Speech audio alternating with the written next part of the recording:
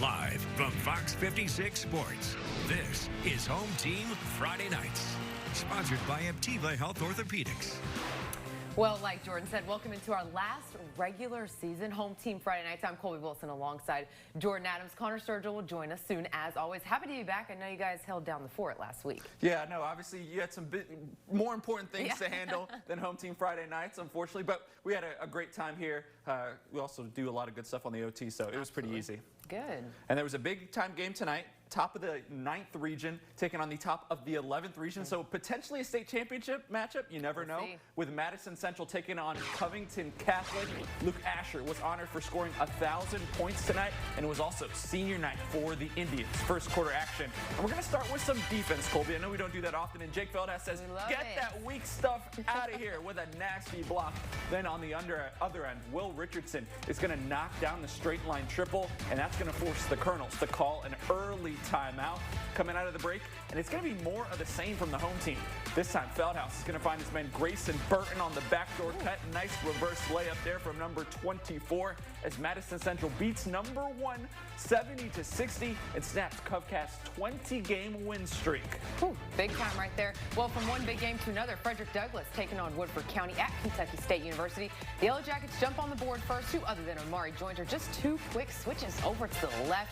Woodford goes up 4-0 early, but one thing you can never do is leave Tate Robinson open. A pure shooter, and he drains a triple for the Broncos to get them on the board and pull this game within one. Broncos then got the lead, and my goodness, get out of the way. You know DeMarcus Surratt is always around the rim. Big putback for the senior. Robinson just couldn't miss around the perimeter, and the Broncos take down Woodford County tonight. Final score 58-52.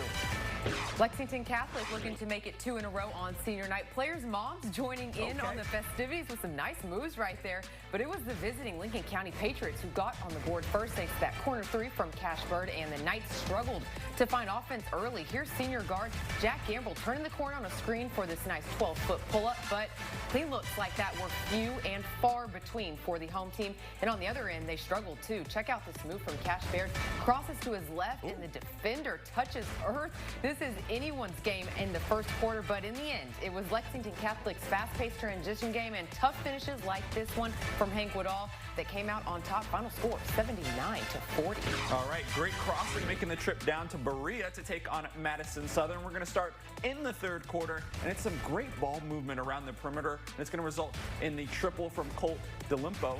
Coach Page told me last year that he was the best shooter on that state championship winning team. Later on, and it's going to be Blake Bonham, who's going to answer right back for the Eagles with a wing 3 of his own, but they needed a lot more of this one tonight, Colby, because great crossing was on it. The reigning state champs would reign supreme. It's going to be Brady Orem here, and he's going to hit his man Aslam Ismail on the cut for the easy score, as great crossing wins this one 85-52. And look out now, folks, because the Warhawks head into the postseason having won 12 of their last 15. Uh-oh, got some momentum going right there. Well, the action does not slow down. Coming up, we're switching over to the girls' side, and our first game is a big one. 2 powerhouses going head-to-head. We'll bring you the highlights after the break.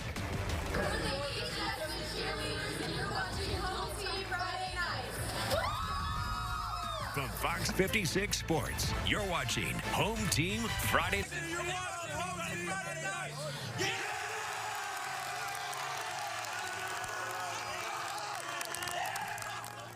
Welcome back. 2 of the girls' teams in our Fox 56 showcase, GRC and Frederick Douglass, went head-to-head tonight at Kentucky State. Anyone who knows high school basketball here in the Bluegrass knows this is a highly competitive matchup.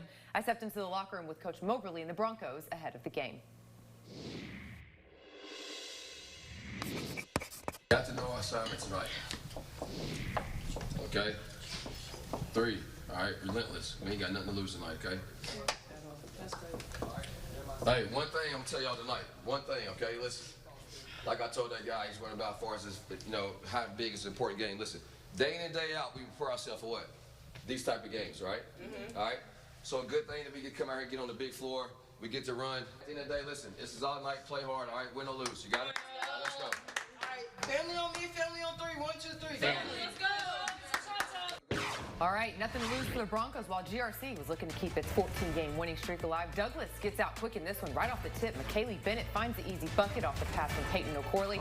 This game back and forth through the first quarter, and the Cardinals' Kylie Chestnut gave her team some spark early, knocking down triples with ease. She was 3 for 4 in the first half. At one point, GRC went down one, but give Kennedy Stamper the ball, and it's no issue. She takes the lead right back. Nice mid-range jumper, and as always, TE showed up, finishing the night with 10. GRC wins big tonight, 62-39 over Douglas. We're glad we were able to schedule this game. We wanted a tough game going into postseason play, and we knew Douglas was going to play tough. Really well-coached team, good basketball team. You know, they have a chance to definitely be in the Rupp Arena. So this is a good way for us to finish the regular season. And we wanted to finish it with the win. You know, we wanted to come out. You know, we wanted to be ready to go, and I felt like we had, you know, a pretty good game for four quarters. Hey, big time from the Cardinals, and it feels like state can really be anyone's. I mean, Douglas just beat Sacred Heart by 20, and then you had this final tonight. So I think Rupp Arena will be interesting this year. Yeah, probably not a bet on or odds-on favorite this year, unlike so many other years before. Know. Well, Connor stopped by some girls' games tonight as well over in Nicholasville, covering both East Jessamine and West Jessamine. Connor, what you got, my bro? Well, it certainly was a busy night in Nicholasville as both East and West Jessamine girls basketball teams looked to end the regular season hot.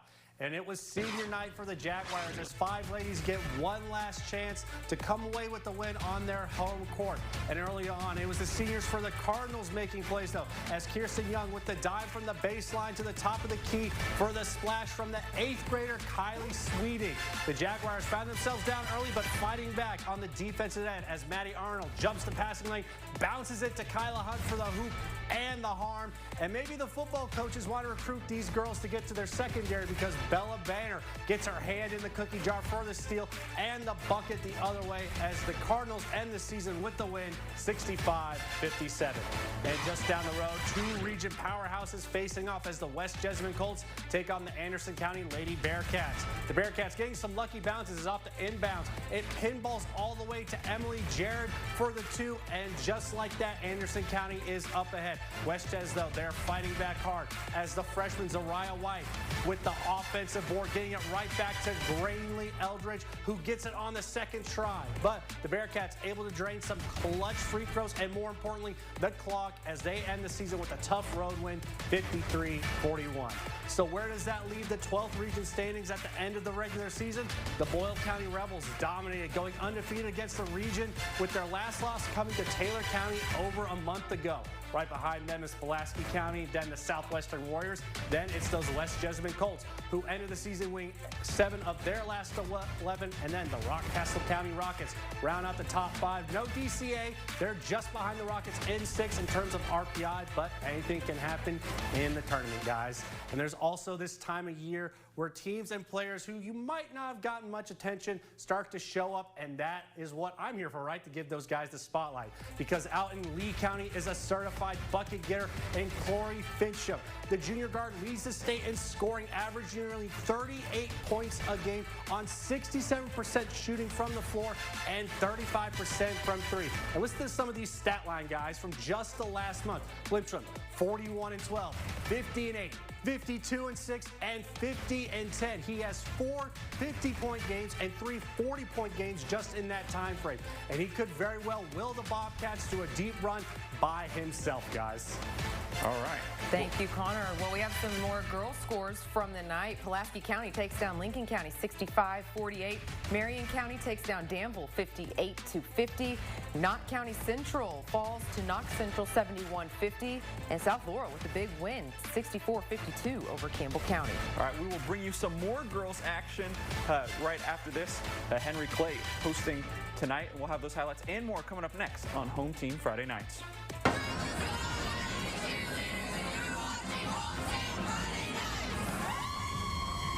From Fox 56 Sports, you're watching Home Team Friday Nights. You're watching Home Team Friday Nights.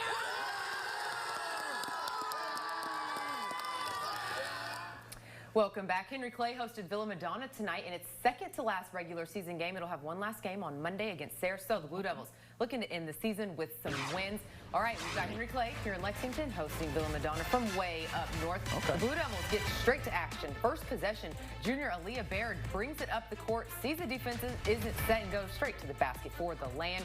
The aggression doesn't stop here. This time on the defensive end, it's the 8th grader, Emmy Van Metre, hands all over the ball, forces a steal, takes it down the court, and finishes with the bucket. Henry Clay up 27-8 with 3:35 left in the second. The Vikings not having much luck, but here finds the open man right before the half, and it's Malaya Burkhart who knocks down the backboard triple. Not enough to keep up with the Blue Devils, who goes into district play in high fashion, wins it 61-26. All right, it was senior night over on the north side of town. Bryan Station hosting the Connor Lady Cougars. Early on, the defenders were aggressive from deep. Here's one of senior guards Aliyah Ward's 3 triples that she hit in just the first quarter. Ooh. Next, it's big corner 3 from Taylor Hawthorne stepping into it and showing her range. She's trying to hold off the early barrage from the home team. And with the shots falling on one end, Bryan Station turned things up on the other. Akaya Wade comes up with the deflection, then takes it all the way for the bucket. Tough finish there from number 1. Then just a few plays later, she's at it again, this time with the left hand, a steal and a score for the home team. But in the end, it wasn't enough as Connor comes way back in this one to win it 61-58. Well, out to Scott County we go. It was senior night, and the family and friends showed out for the Cards. Big crowd right there. They welcome Oldham County, and man, was it a close one the entire time. The Cardinals break the trap here, and it's Braylon McNear who has a wide open look to the basket, banks it off the backboard for the land. The Colonels now with the ball. They're going to dump it down low to Ty Bryant, who has the height, doesn't have to do much here for the easy basket. He was a force to be reckoned with all game long, but it's Scott County who gets the last senior guard, Philip Grimes, gets the rebound. I know, takes it all the way down the court, tucking the ball, the and one right there. These seniors and fans are going home happy tonight. Scott County pulls off the close one, wins it 60-56. All right, then just down the street from us, the Sayre Spartans trying to close out the season with a win hosting Western Hills. We're going to start with Caden Jones, the running back. Was in his bag early with the behind-the-back dribble. Ooh, then a nice finger roll with the left hand in the first quarter. The Wolverines, though, playing it fast and loose as Matt Dickin is going to get it ahead to Preston Klaus, who nearly touches the roof of the ceiling right there.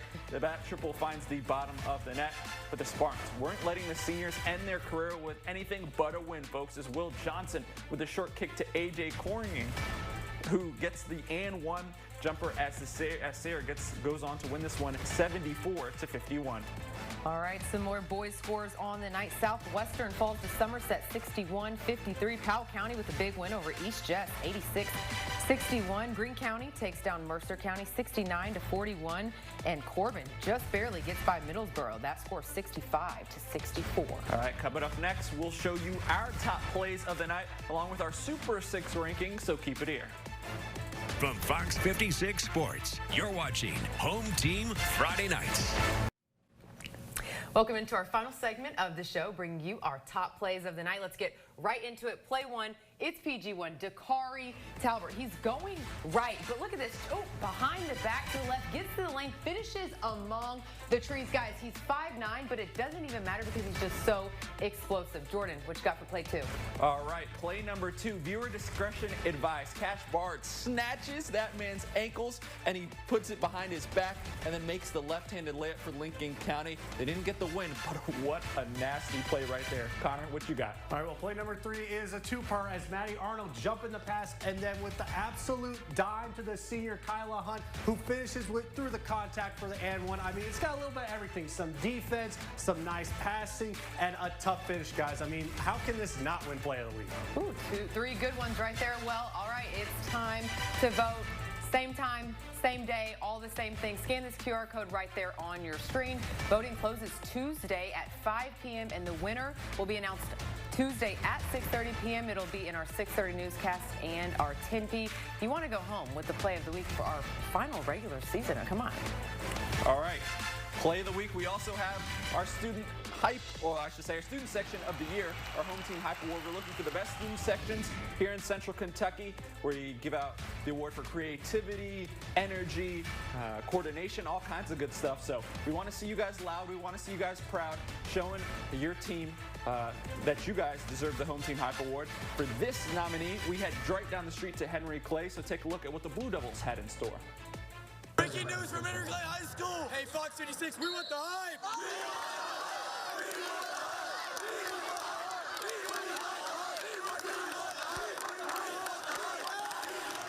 All right, I like got the headset on like ESPN, and now it's time for our home team Super 6. Bassett Central goes wire to wire, beating Covcat in what could have been the state championship game, honestly. Then GRC at number 2, followed by Frederick Douglass. Lexington Catholic takes a bit of a tumble, but is still right there and very dangerous. Then it is North Laurel, and then a new member joins the fray in the Woodford County Yellow Jackets at number 6. Then on the girls' side, same thing at the top. GRC holding it down. Then Boyle County, they're going to jump up to number 2. Frederick Douglass is number 3. North Laurel holding it down in number 4. The Dunbar Bulldogs move up to number 5 after ending the season winning 16 of their last 17. And then South Laurel rounds it out 6. How dare you? All right, well then before we go, I have to ask, regular season now coming to a close. What is the team that has impressed you the most so far this regular season? I mean, despite your comment, Jordan, the Dunbar Girl Bulldogs, Absolutely. they just had a nice steady rise. They had 4 wins a couple of years ago, and now, like I said, 16 last 17. RPI-wise, they are top in the region, so it might be between them and Douglas. Obviously, Franklin County has run it for a long time, so you never know what will happen in the tournament. I mean, the Dunbar Bulldogs on the girls' side, and then Lexington Catholic. I know that's hard to say, but you beat Madison Central, you beat GRC, you play DCA very tough. That's 3 champs, 3 teams who could win the state title. You play them tough and you win 2 of those 3. Absolutely, Jordan. I'm going to go with Madison Central on the boys' side. Obviously, I knew Jake Feldhaus was a powerhouse, but I didn't know the supporting cast was quite so good. A lot of long, tall guys, Luke Asher and some other guys that we mentioned earlier tonight and throughout the season. So they've probably surprised me. I knew they were good. The supporting cast kind of surprised me, but the way they've dominated the whole season and the way they've really took control of the Leverett region, I'd be shocked if they didn't make it to Rupp. So that would be the team that surprised me the most. I'm in agreement. This team didn't surprise me, but I'm going with GRC. Girls, come on now. Robbie Graham doing great over there. They're going to be fun to watch at Rupp. Well, next week, it'll be the postseason, which is always the most exciting time. Be sure to keep up with us throughout next week as we bring you that coverage. But that does it for us here on Home Team Friday Nights. We hope you all have a wonderful weekend.